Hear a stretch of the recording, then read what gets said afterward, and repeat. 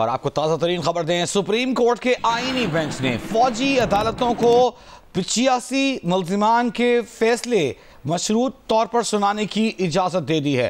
फौजी अदालतों के फैसले सुप्रीम कोर्ट में ज़ेरे इल्तिवा मुकदमे के फैसले से मशरूत होंगे। सुप्रीम कोर्ट के आईनी बेंच ने सिविलियन अफराद के फौजी ट्रायल के खिलाफ अपीलों के केस में आज की समाअत का ऑर्डर जारी कर दिया। अदालत ने कहा कि जिन मुल्जिमान को सजाओं में रियायत मिल सकती है उन्हें रिहा किया जाए, जिन मुल्जिमान को रिहा नहीं किया जा सकता उन्हें सजा सुनाने पर जेलों में मुंतकिल किया जाए। नुमाइंदा खुसूसी जियो न्यूज़ अब्दुल क़य्यूम सिद्दीकी हमारे साथ मौजूद हैं। अब्दुल क़य्यूम सिद्दीकी, कहिएगा 24 अप्रैल 2024 से मामला ज़ेरे इल्तिवा था और आज 13 दिसंबर को मशरूत इजाज़त दी गई है फौजी अदालतों को कि वो सिविलियन का फैसला सुना दें, सिविलियन ट्रायल का फैसला सुना दें।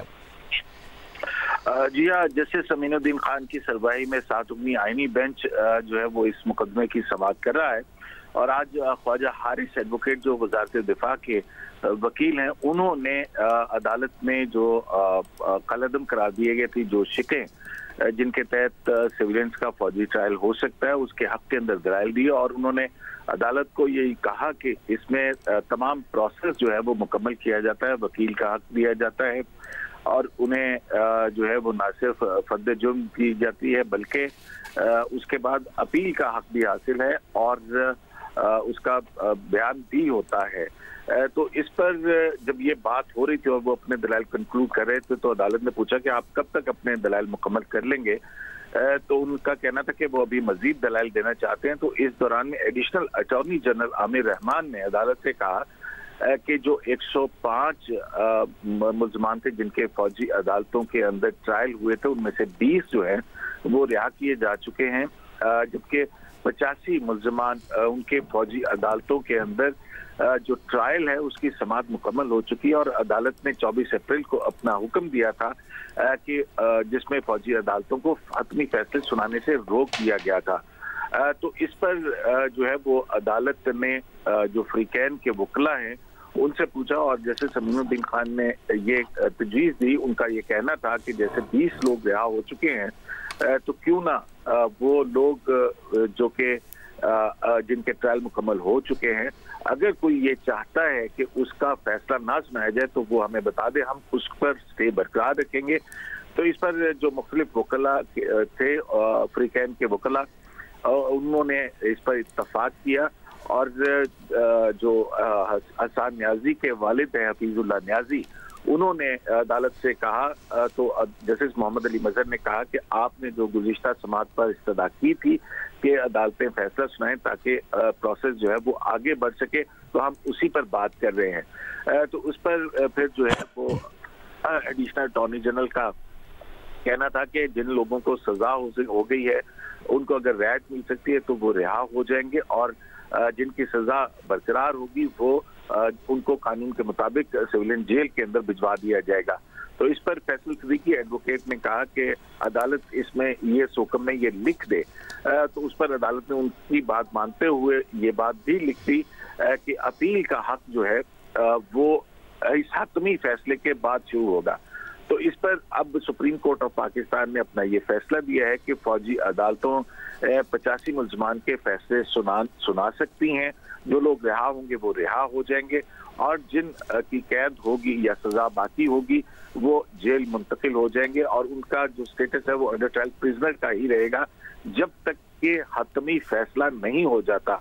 और हतमी फैसला होने के बाद इन इंट्रा कोर्ट अपीलों का, तो इस दौरान में उनका हाई कोर्ट के अंदर फौजी अदालतों के फैसलों को चैलेंज करने का या उसके खिलाफ अपील करने का जो अरसा है वो मुअत्तल रहेगा। ये अरसा उस वक्त शुरू होगा जब सुप्रीम कोर्ट इन इंट्रा कोर्ट अपीलों का फैसला सुना देगी, जिसके बाद जैसे समीनुद्दीन खान जो है उन्होंने कहा कि हम चाहते हैं कि जनवरी के पहले हफ्ते के अंदर इस मुकदमे की समाअत को मुकम्मल कर ली जाए, क्योंकि जो 26वीं आईनी तरमीम के हवाले से मुख्तलिफ दरख्वास्तें हैं, इम्कान यही है कि हम उनको जनवरी के दूसरे हफ्ते के अंदर समाअत के लिए मुकर्रर करेंगे। ठीक है, अब्दुल क़य्यूम सिद्दीकी आप हमारे साथ ही मौजूद रहिएगा। आईनी बेंच के फैसले पर बात करेंगे। माहिर कानूनी उमूर राजा खालिद साहब भी हमें उन्होंने टेलीफोन लाइन पर ज्वाइन किया है। जी राजा खालिद साहब, कहिएगा, पहले सुप्रीम कोर्ट के 5 रुकनी बेंच ने ट्रायल गैर आईनी करार दिया था और आज फौजी अदालतों को फैसला सुनाने की मशरूत इजाज़त दे दी गई है।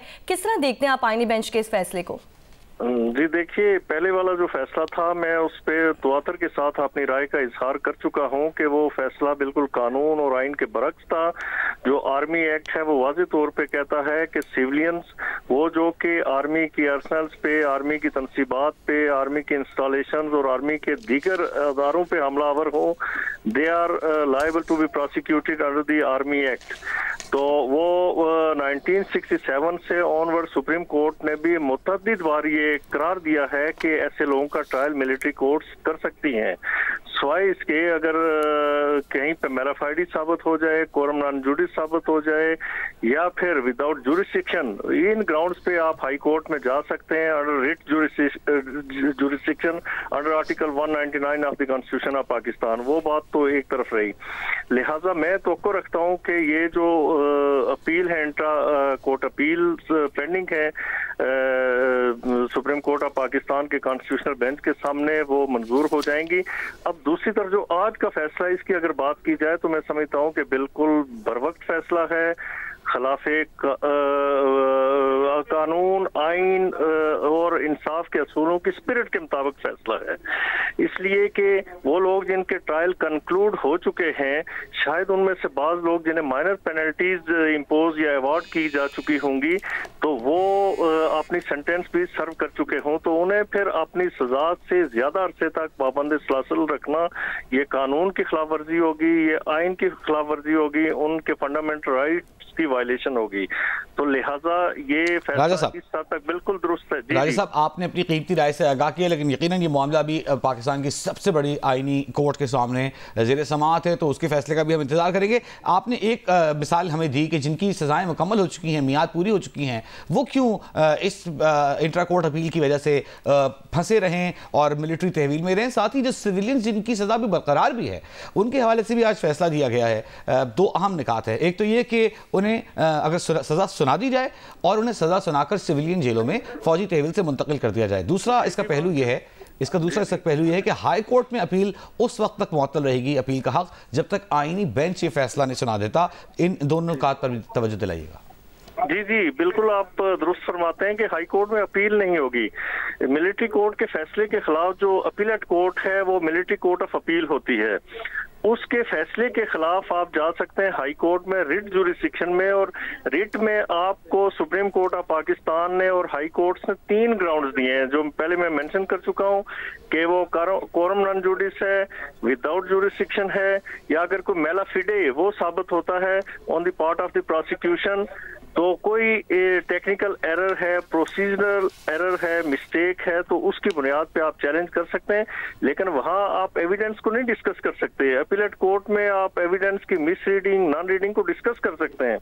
लेकिन जो हाई कोर्ट है या सुप्रीम कोर्ट में जाके टेक्निकल ग्राउंड तो आप एजिटेट कर सकते हैं कि मेरा ट्रायल गलत हुआ, जो जिस फोरम ने ट्रायल किया वो कॉम्पिटेंट नहीं था, मुझ पे मुझे जो चार्ज किया गया वो गलत था। लेकिन आप एविडेंस को, केस के मेरिट्स को आप वहां पे टच नहीं कर सकते। ये ठीक है राजा खालिद साहब, बहुत अहम नुकता आपने उठाया। वापस आपकी तरफ आएंगे। हमें सीनियर कानूनी उमूर के माहिर अशतर अफसार साहब ने ज्वाइन किया है, साबिक अटॉर्नी जनरल ऑफ पाकिस्तान है। अशतर अफसार साहब, बहुत शुक्रिया आपके वक्त का।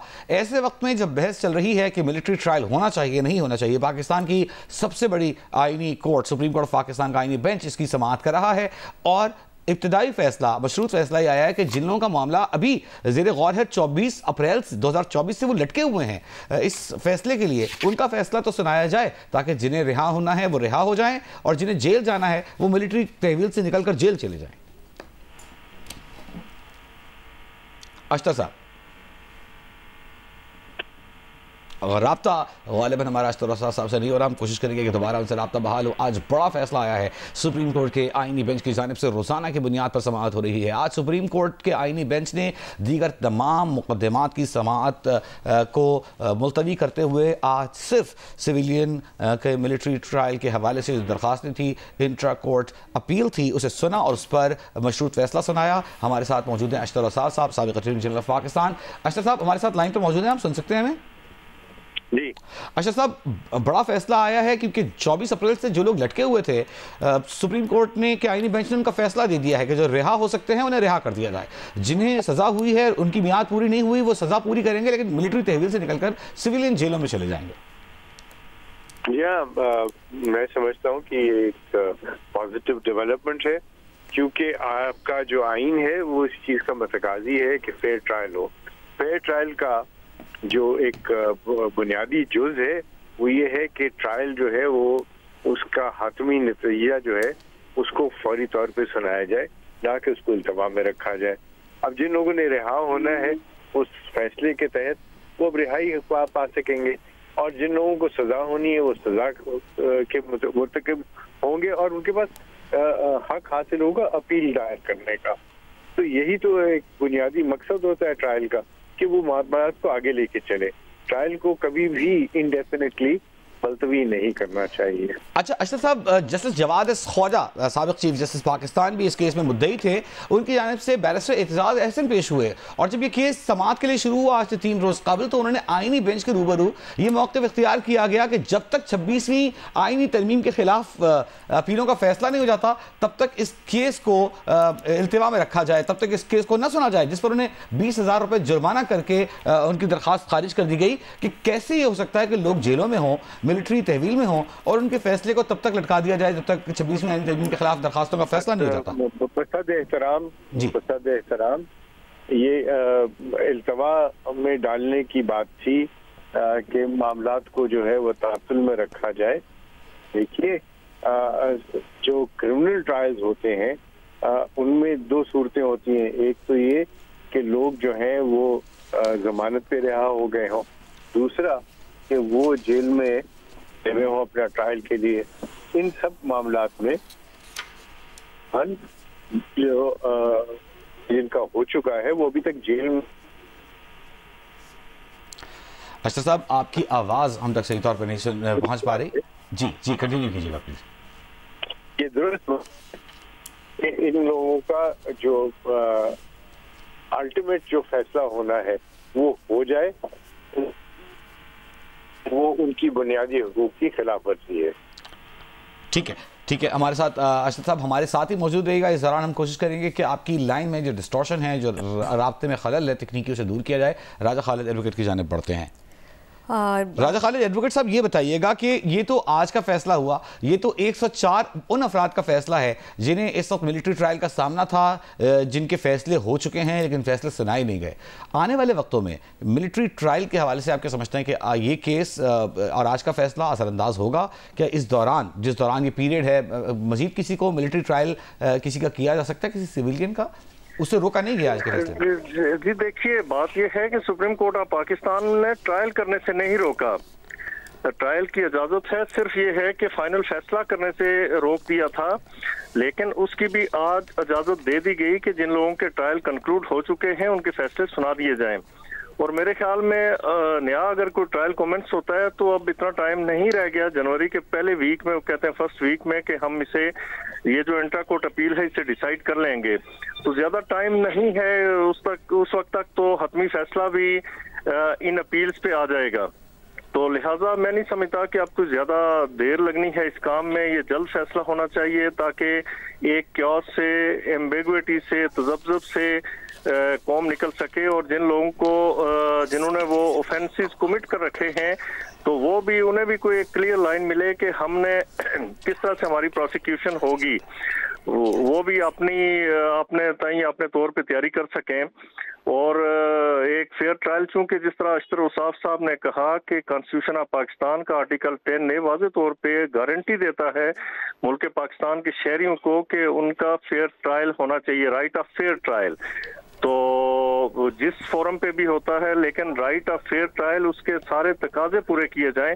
तो सुप्रीम कोर्ट का आज का फैसला मैं समझता हूँ कि इस हवाले से यकीनन खुशाइंद है कि जिसके नतीजे में जिन लोगों का ट्रायल कंक्लूड हो चुका, जो अपनी सेंटेंस तकरीबन कंप्लीट कर चुके या कंप्लीट करने वाले हैं, जो कंप्लीट करने वाले हैं वो रिमेनिंग सेंटेंस सर्व करेंगे, जिनकी कंप्लीट हो चुकी है तो रिहा हो जाएंगे। जी, तो इसलिए ठीक है राजा खालिद साहब, आप इस बात पर भी गौर कीजिएगा कि मजीद किसी सिविलियन को आर्मी कोर्ट में ट्रायल किया जा सकता है। जी जी बिल्कुल किया जा सकता है। वो सिविलियन में पहले वजाहत कर चुका हूँ इस बात की कि जो 21D2 है इसकी आर्मी एक्ट की सेक्शन, उसमें वाज़े तौर पे ये इंसर्ट की गई थी 1967 के बाद। 1967 के बाद 73 से मिलिट्री ट्रायल्स होते रहे सिविलियंस के, और जो पिछला दौर था इमरान खान साहब का, उसमें 35 लोगों का मिलिट्री ट्रायल हुआ। लिहाजा जो फर्द भी, जो सिविलियन भी आर्मी के डोमेन में जाके, आर्मी के एरियाज में जाके उन पे हमलावर हो, तो फिर वो अपने कानून के मुताबिक ट्रायल कर सकती हैं। राजा साहब, आपकी मौजूदगी का फायदा उठाते हुए दो कैंप्स हैं इस वक्त कानूनदानों के। एक का ख्याल ये है कि सिविलियंस का मिलिट्री ट्रायल किया ही नहीं जा सकता, दूसरे का ख्याल है किया जा सकता है। हम आपसे ये सवाल करना चाहते हैं कि ये जो आर्मी एक्ट है, ये 1973 के आइन से एक तो पहले बना हुआ है, एक इतराज़ ये किया जाता है। दूसरा इतराज़ कल सुप्रीम कोर्ट ऑफ पाकिस्तान के आइनी बेंच के रूबरू भी पेश हुआ कि आइन के आर्टिकल 8 से मुतसादिम है, क्योंकि किसी शख्स को जो कि आर्मी का मुलाजिम ना हो, मिसाल के तौर पर महकमा ज़राअत का मुलाजिम हो, तो उसे आर्मी के डिसिप्लिन के तहत कैसे लाया जा सकता है। कल इस पर बहस हुई, इस पर अपनी राय से आगाह कीजिएगा। जी देखिए, ये पहली जो बात है, आपकी पहला जो सवाल है कि जो आर्मी एक्ट है वो 1967 की अमेंडमेंट है। एक्ट तो 1952 का है, लेकिन जो अमेंडमेंट है वो 1967 की है। तो जो एफपी ब्रिगेडियर एफपी वाला केस है, एफपी अली वाला केस, वो 1975 सुप्रीम कोर्ट पीएलडी में रिपोर्ट हुआ। ब्रिगेडियर एफपी अली और उनके साथ एक कर्नल साहब थे, दोनों रिटायर हो गए थे। उन्होंने यही प्ली ली थी कि हम अब सिविलियन हैं, we are not subject to the army act. लेकिन राजा साहब, वो दो आर्मी ऑफिशियल्स का केस था जो रिटायर हो चुके थे। हम मुकम्मल सिविलियन की बात करें।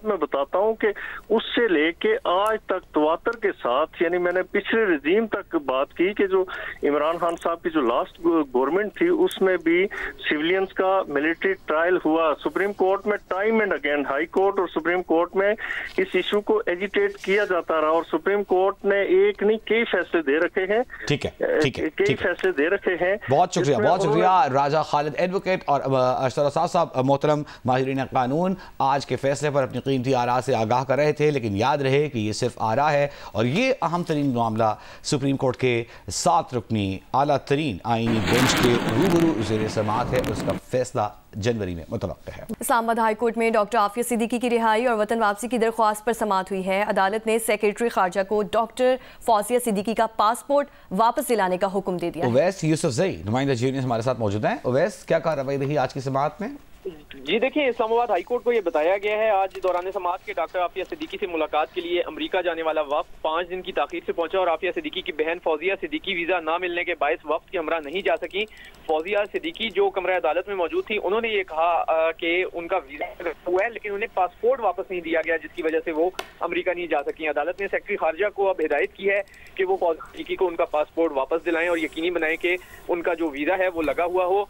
आज जब समाअत शुरू हुई तो पिटिशनर डॉक्टर फौजिया सिद्दीकी, उनके वकील इमरान शफीक और additional attorney general Munawwar Iqbal Dogar अदालत में मौजूद थे, जबकि डॉक्टर आफिया सिद्दीकी के अमरीकी वकील क्लाइव स्मिथ वीडियो लेकर अदालत में पेश हुए और उन्होंने अदालत को जो है पेशरफ से आगाह किया। उन्होंने ये भी बताया कि उनकी आज ही सुबह जो आफिया सिद्दीकी है उनसे मुलाकात हुई है। उनका ये कहना था कि जो पाकिस्तानी वफ्द है अमेरिका, वो देर से पहुंचा। उन्होंने ये भी शिकवा किया कि अमेरिका में पाकिस्तानी सफीर ने वहाँ कोई मुलाकात नहीं की। अदालत ने वज़ीर खारजा के नुमाइंदे को मुखातिब करते हुए कहा कि डॉक्टर फौजिया यहाँ है, वफ्द ने कितने दिन वहाँ रुकना है, मिस्टर स्मिथ वहाँ अकेले हैं, सफीर ने भी कुछ नहीं किया, आपकी तरफ से सुस्ती है और मामलात दुरुस्त नहीं, ऐसा क्यों हुआ और सिफारत खाने ने अब तक क्या किया, इस मुतालिक पैरा वाइज कमेंट्स और मुकम्मल रिपोर्ट जमा कराएं। वज़ारत खारजा के नुमाइंदे जो कमरा अदालत में मौजूद थे, उन्होंने अदालत को बताया कि गुज़िश्ता रोज भी उनका राब्ता हुआ है और वफ्द के लिए वाशिंगटन में इंतजाम किए गए हैं। डॉक्टर फौजिया सिद्दीकी का वीजा अमेरिकी एम्बेसी से मंजूर नहीं किया था, उम्मीद है कि अलग से वीजा लग जाएगा, जिसके लिए कोशिशें जारी हैं। जी बहुत शुक्रिया वैसे यूसुफजई।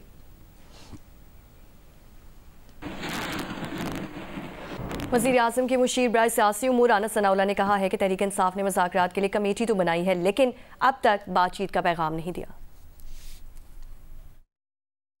अभी तक उन्होंने ये पैगाम हमें नहीं दिया कि जी हम आपसे बात करना चाहते हैं। उनका पैगाम हमारे तक तो अब तक यही है कि जी आपके साथ क्यों बात करें, आप तो इस पोजीशन में नहीं है कि हम आपके साथ बात करें।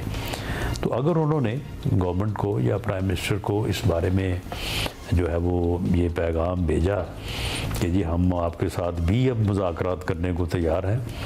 तो मेरी ये असेसमेंट है कि PMLN की तरफ से जो है वो पॉलिटिकल डायलॉग से कभी इनकार नहीं हो। कोई ऐसी ऑफ़र नहीं थी और ये ज़रूर था कि एंगेज किया गया था, लेकिन ये कोई बात ऐसी नहीं हुई थी कि उनको ये कहा गया हो कि आप जो है वो ना आए और बानी PTI को रिहा कर दिया जाएगा।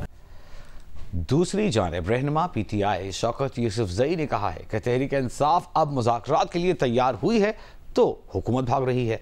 हुकूमत को इससे फ़ायदा उठाना चाहिए, लेकिन हुकूमत सिर्फ टॉक शो पर चलती है। हमने कह दिया कि हम मुज़ाकरात करना चाहते हैं, तो ये तो गवर्नमेंट की रिस्पांसिबिलिटी होती है ना। कमेटी बनी है, सबको पता चल गया है। अब ये कोई वो नहीं है, वो दौर नहीं है कि हमें पता नहीं था। अब जाहिर है अगर 7 नाफरमानी की तारीख शुरू हुई तो वो भी तो हमने अनाउंस किया ना। जिस तरह ये अनाउंस किया इस तरह ये कमेटी अनाउंस कर दी। पहले इनका गिला था, ये बात नहीं करना चाहते थे हमसे। अब कोई गिला नहीं रहेगा, अब ना कोई शिकवा रहेगा। ये वो हुकूमत है जिसके दुम पे पैर रखो तो तब ये जाके काम करती है। ये दोबारा फिर स्टेट पावर शुरू होगी तो फिर जाके ये मानेंगे।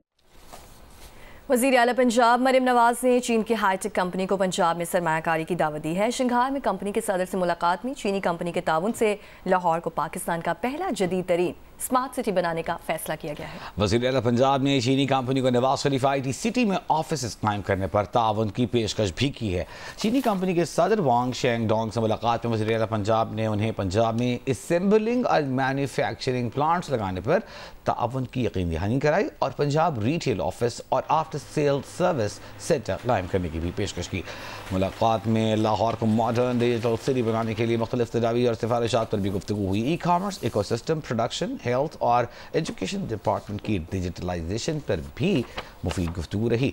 वज़ीर आला ने चीनी कंपनी के हेल्थ और एजुकेशन प्रोजेक्ट्स में दिलचस्पी का इजहार करते हुए कहा कि डिजिटल पंजाब का विजन पूरा करने के लिए चीनी कंपनी के साथ इश्तराक के कार को अमली शक्ल देंगे।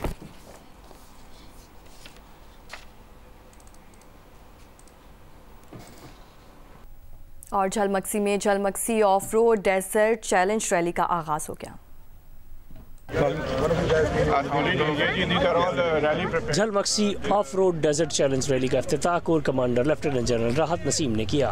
इफ्तिताह के मौके पर MNA नवाबजादा खालिद मक्सी, सूबाई वजीर सरदार होहियार डोमकी, पार्लिमानी सेक्रेटरी नवाबजादा जरी मक्सी, रुकन सूबाई असम्बली नवाबजादा तारिक मक्सी और सिंध से रुकन असम्बली नवाबजादा नादिर मक्सी और दीगर हुक्काम और अमायदीन भी मौजूद थे। झलमक्सी ऑफ रोड चैलेंज रैली में पाकिस्तान भर से 80 से ज़ायद मर्द और ख़वातीन रेसर्स हिस्सा ले रहे हैं। रैली के लिए तकरीबन 170 किलोमीटर का ट्रैक तैयार किया गया है। रैली में मुख्तलिफ कैटेगरीज के मुकाबले होंगे। फाइनल इतवार के रोज़ होगा।